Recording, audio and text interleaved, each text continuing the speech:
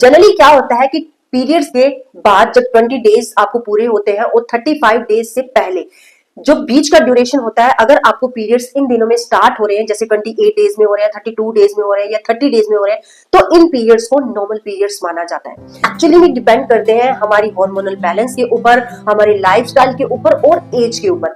लेकिन अगर आपकी जो पीरियड्स होते हैं ये 21 डेज से पहले या फिर 35 डेज के बाद में आपको स्टार्ट हो रहे हैं, तो ये आपके पीरियड्स इरेगुलर है। और इरेगुलर पीरियड्स की एक ये भी पहचान होती है कि आपको लाइट स्पॉटिंग से लेके हैवी ब्लीडिंग होती है और आपके लोअर एब्डोमेन में एक शार्प, एक सीवियर पेन इसके साथ होती है। जो पीरियड्स होते हैं ये आपके 1 महीना आपको रेगुलर आएंगे और इसके 1 महीने के बाद आपको पीरियड्स मिस हो जाएंगे। उसके बाद आपको 15 दिन के बाद या फिर 2.5 महीने के बाद आपको ये पीरियड्स फिर से स्टार्ट हो जाएंगे, जो कि आपके ब्लड का फ्लो बहुत ज्यादा होगा। हैवी ब्लीडिंग आपको यहाँ पे हो जाती है। हैवी ब्लीडिंग के साथ शार्प पेन के साथ आ रहे हैं, तो ये पीरियड्स की इरेगुलरिटी इनको कहा जाता है। लेकिन अब यहाँ पे क्वेश्चन ये अराइज होता है कि जो 21 डेज से लेके 35 डेज के बीच में, ड्यूरेशन के बीच में आपको जो पीरियड स्टार्ट होते हैं, ये नॉर्मल है या नहीं।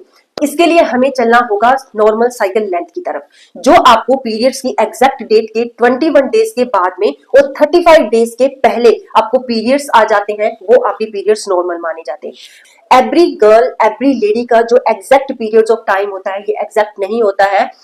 इसकी स्लाइट वेरिएशन हम देखते हैं, तो अगर आपका 28 डेज का साइकिल चल रहा है तो 1 दिन 2 दिन आपके ऊपर या फिर 1-2 दिन आपके नीचे हो सकते हैं, तो ऐसे पीरियड्स जो होते हैं ये नॉर्मल माने जाते हैं।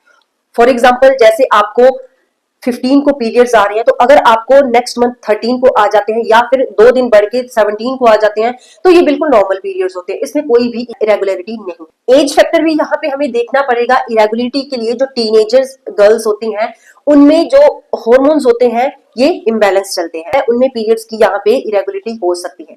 अगर देखेंगे हम मेनोपॉज की कंडीशन में, तो मेनोपॉज की कंडीशन में भी हॉर्मोन्स जो होते हैं इनकी फ्लक्चुएशन चलती रहती है। कभी हॉर्मोन्स इम्बैलेंस हो जाते हैं, कभी हॉर्मोन्स बहुत ज्यादा हमारी बॉडी में स्क्रीट होने लग जाते हैं, कभी बहुत कम स्क्रीट होते हैं। तो इसकी वजह से ये जो फ्लक्चुएशन होती है, इस फ्लक्चुएशन की वजह से भी जो पीरियड्स की इरेगुलरिटी है मेनोपॉज की कंडीशन में देखी जा सकती है।